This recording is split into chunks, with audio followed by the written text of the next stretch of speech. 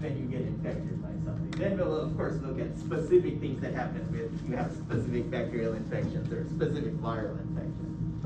This is just like overview of what decent amount of terminology. So if you're the terminology kind of person and you're not the concept person like what we just went through with Unit 2, this is your wheelhouse. This is where you get to shine because it's just rote memorization. Some of that terminology, so pathology is going to be the study of just disease.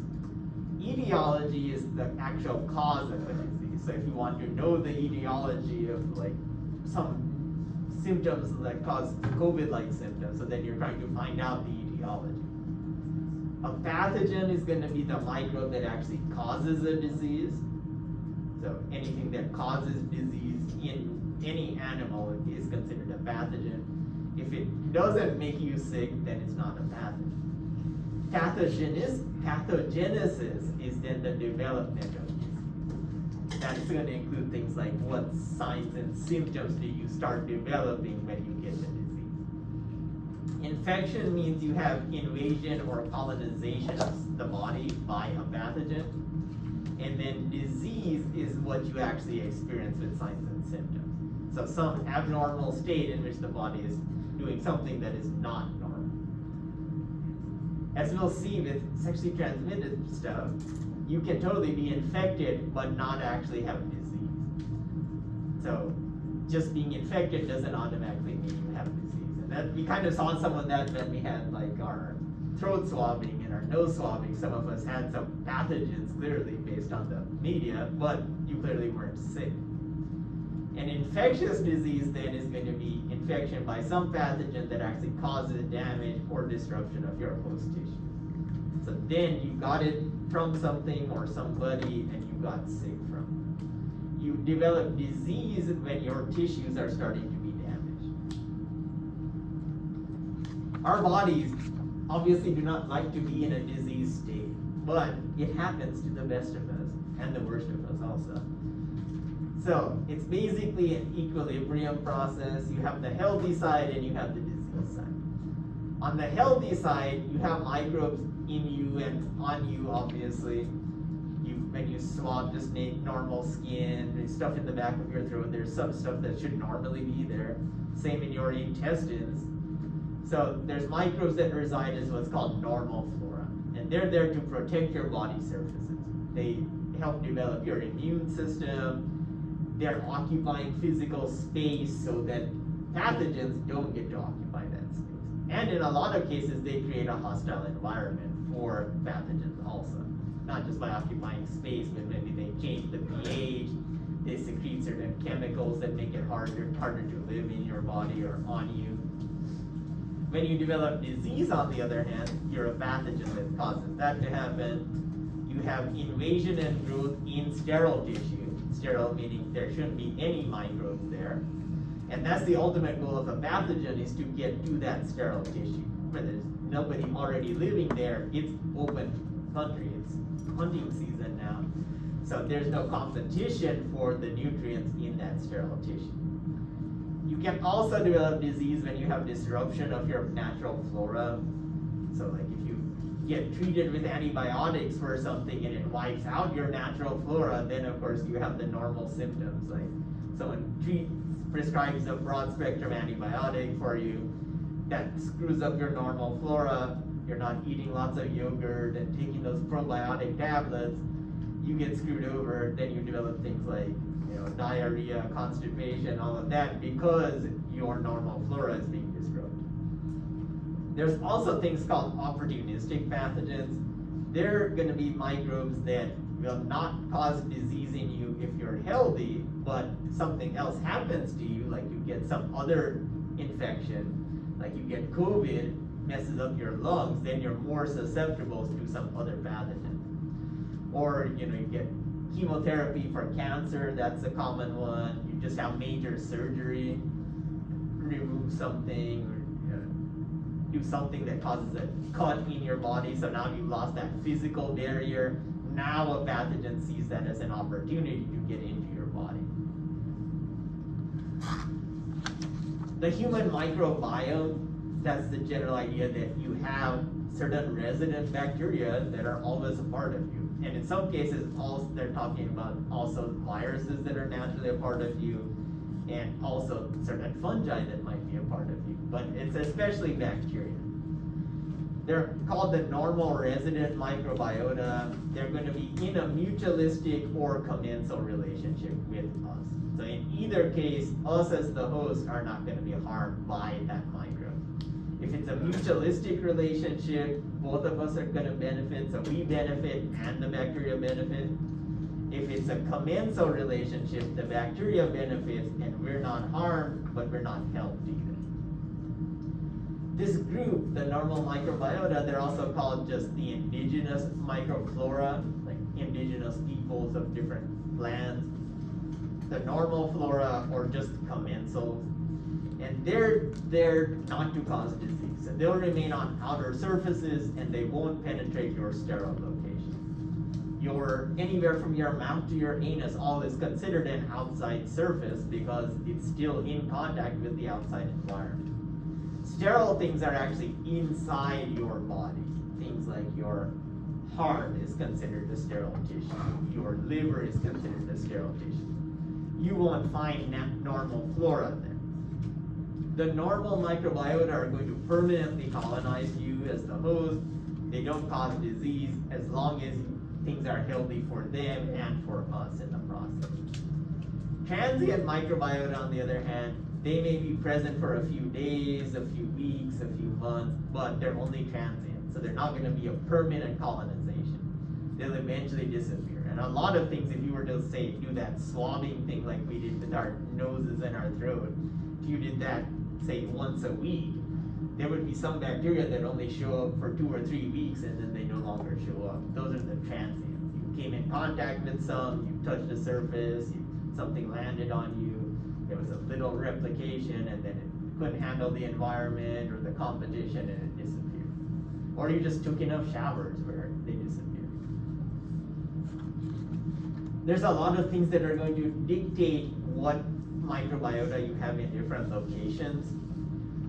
So they're actually trying to do a massive study for this, recruiting thousands of people to see what are like the basic bacteria that different people will have based on their ethnicity, their age, different factors like that.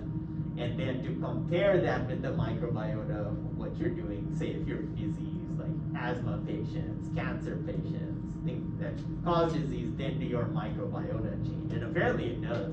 They've seen this with cancer, especially once you start chemotherapy, your microbiota are going to completely change. That also happens like when a woman reaches menopause and no longer is producing the hormones and things that go along with normal menstruation and all of that, then same thing happens. Your microbiota are also going to change because of that. So nutrient availability, the physical and chemical factors in a given environment, the temperature, the pH, how much moisture there is. Like you have different bacteria that live under your armpits because it's more moist there compared to, say, just on your hands. Host defenses, your immune system, and then mechanical factors. Like some places you just, like your hands, you're all washing way more often than say your belly button. So the bacteria are going to be different. The ones that hang out on your hands have to be able to really latch on really tight because they're often in danger of being washed away. So a few things to think about when we talk about infection. Just having a contact with a pathogen doesn't automatically mean that you're going to be infected. So someone coughs COVID on this counter and then you touch it with your hand, that doesn't automatically mean you're going to be infected. And that's true even if, say, you're huffing that a bunch of COVID particles, like you might huff glue or paint or something. Even breathing it in isn't automatically going to mean that you're going to be infected. We probably have contacts with a pathogen a few times a day, unless we're kind of secluded in our home without contact with anyone or any animal. But most of us aren't that lucky, so most of the time you're in contact with pathogens. But most of the time we're also not sick. So some part of that has to do with what's called the infectious dose, or ID50. So that's going to be the number of pathogenic units that you actually have to come in contact with to cause infection if you're a population. So 50% of that population would be infected if they're exposed to, say, 100 bacteria.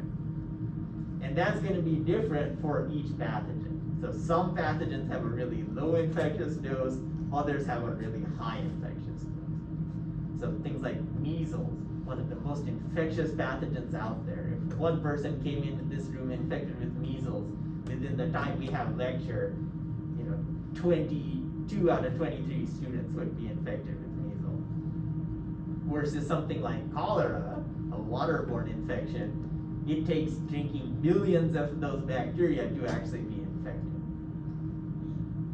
Then, say you're infected, just being infected doesn't automatically mean that you're going to develop disease. Like you're actually going to have signs and symptoms and have tissue damage. You can have subclinical infections. That's where you have no discernible symptoms of disease. These are also called inapparent infections. Or the immune system may be good enough to clear out the infection before it gets to the point of causing tissue damage or disruption. That's how most vaccines are trying to say, oh yeah, they work, because they ideally, when you get infected with it, you clear the pathogen out much quicker if you've already been exposed to the vaccine. And that way you don't develop the symptoms. That's the idea behind vaccines. And some vaccines do better at that than others when it comes to preventing actual disease development. Great example is the vaginal tract. So this is directly applicable to women, and for guys it's a place some guys actually like. So in either case it makes a great example to talk about. Yes, evening classes are fun, aren't they? Do what? It's International Women's That's right. Oh wow! And you have a sometime around. It has to make sense. I planned it this way. Yeah.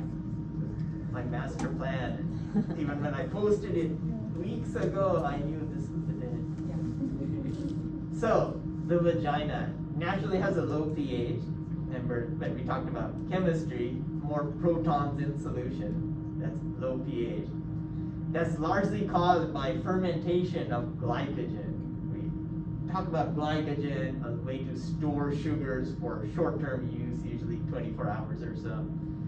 So there's bacteria as a group called lactobacilli. They're gram-positive rods, and they love to ferment this glycogen and produce an acid in the process, and that's how you get the low pH. Lactobacilli are also great at preventing invasion by things like yeast or pathogenic bacteria, because they'll physically occupy space in a woman's vaginal tract and they create a physical barrier. So imagine this is the layer that's the vaginal mucosa. On that you'll have a few yeast, you'll have a few pathogenic bacteria. That's when some women may have experienced bacterial vaginosis. That's when you have overgrowth of some of these pathogenic bacteria. But most of the time, if the vaginal tract is healthy, that's when your lactobacilli are occupying most of that physical space. They're fermenting the glycogen that the vaginal mucosa is producing, create an acidic environment. So that's protecting. They form a biofilm, but in this case, the biofilm is actually good for the woman. So it's a physical barrier. Other pathogens, it's not that they're eliminated, but they're kept in check. And then in the process, remember when we talked about fermentation happening, acid versus alcoholic. So when it's an acidic fermentation, they're producing lactic acid that creates this low pH environment.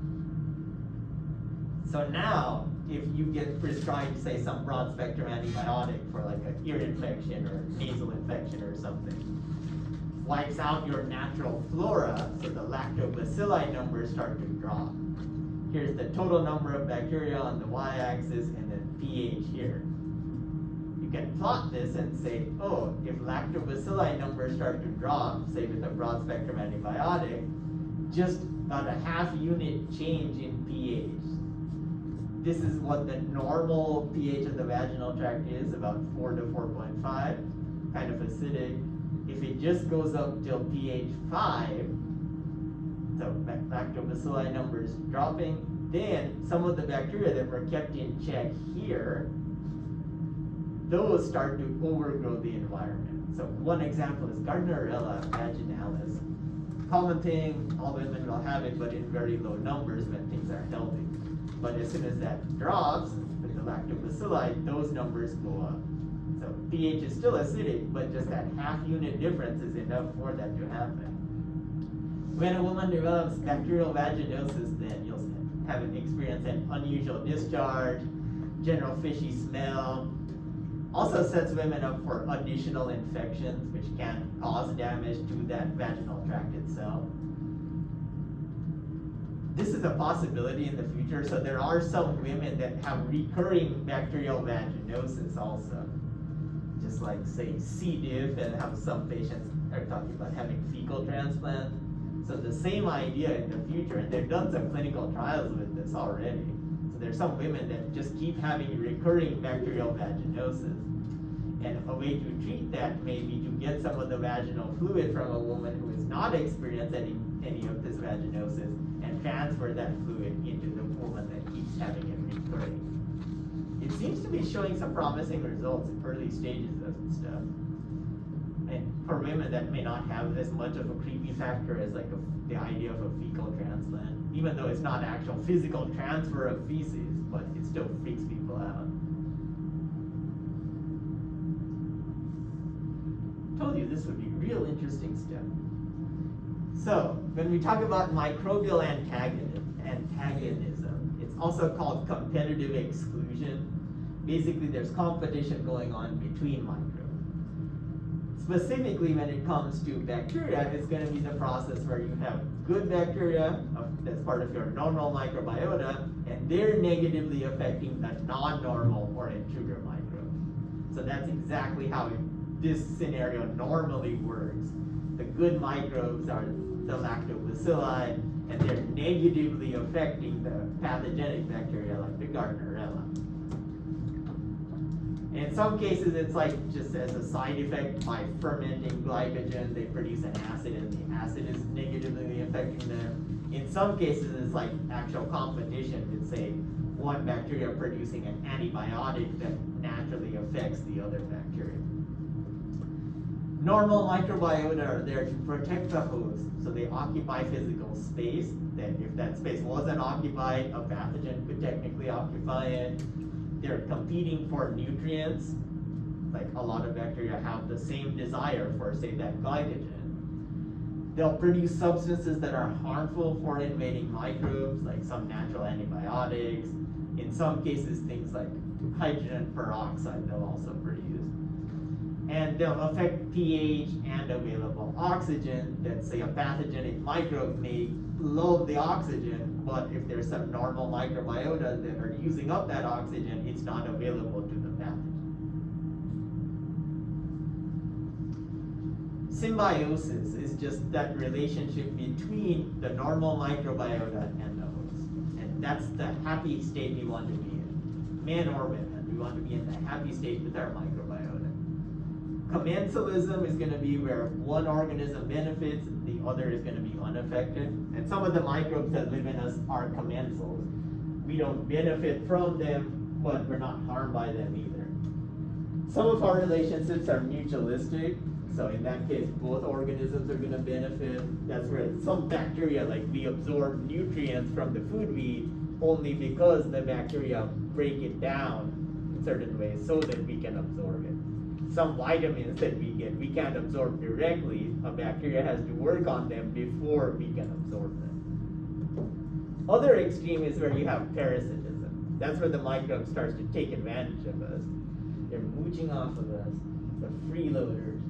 So there, one organism benefits, but it's at the expense of the other one. Some of these normal microbiota can become opportunistic pathogens also. So, we go through some antibiotic treatment, we go through chemotherapy, something sets us up, or they get into a part of the body that they shouldn't get into.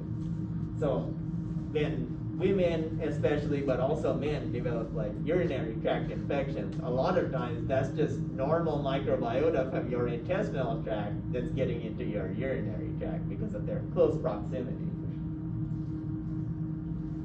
Which brings us to the miracle of birth, because I'm sure all women can relate to this or will relate to this in the future, because it has to work exactly like this.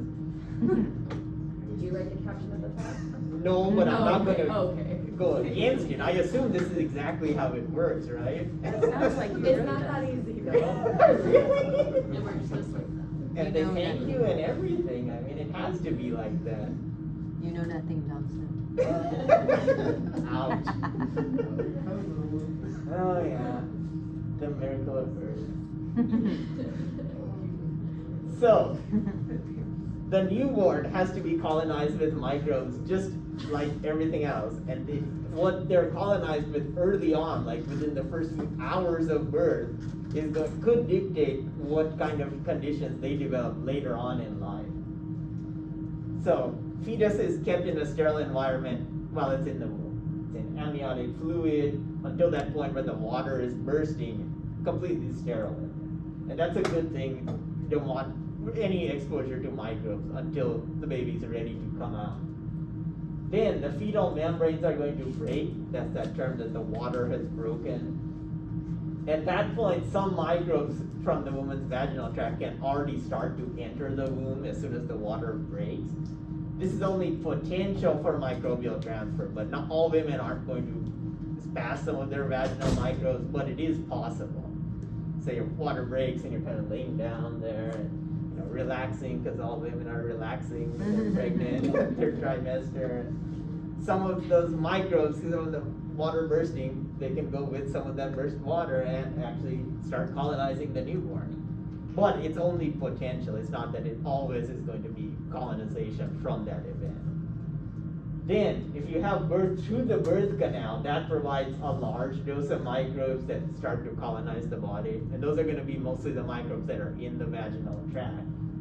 So some streptococci, some staphylococci, lactobacilli. Ideally not the disease-causing ones. When you have a C-section birth, which a lot of women do have, it's estimate about a third of all births in the US are C-sections. That's going to prevent this type of microbial exposure. Then you have further colonization from everyone that's, oh, what a cute baby, oh, let me hold him or her, and oh, let me touch him, all that natural bonding you have with babies. So that immediate touching from family, friends, healthcare workers, all of that also contributes to that initial colonization of the newborn. C-sections deserve their own slide, so I put one in here about that. So they're about a third of births in the US. Any ladies in the room gone through C-section? Decent number. Was it by choice or was it because of health?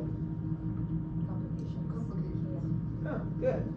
I don't think anybody ever chooses to go that route. Oh, you'll be surprised. So they estimate that only about 10% of this, basically 33% of women that go through C-sections are actually doing it because of a medical reason. The rest of it is this complicated mess on why.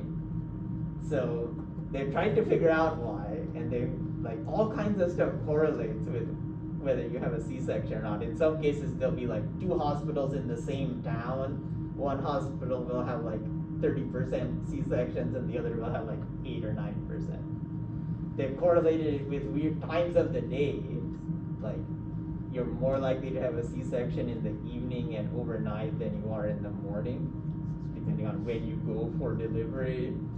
They've correlated it with distance from the nurse's station. Like the further you are from the nurse's station, the more likely you are. And they try to explain that like more complications, so more greater chance yeah, to have a nurses don't want to C-section. make that trip to the patient, constantly if it's long distance and the mother's like, oh, I'm in so much pain or I need medication and all that kind of stuff. They correlated it to like days of the week and doctors and not wanting to be there for a normal delivery or I've heard of that before.